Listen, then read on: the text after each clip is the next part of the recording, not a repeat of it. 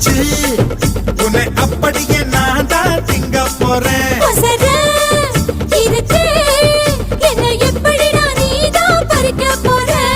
அணிலாக மாறினான் அழகாக தாவினான் அங்கங்க உன்னை கடிக்க போறேன்.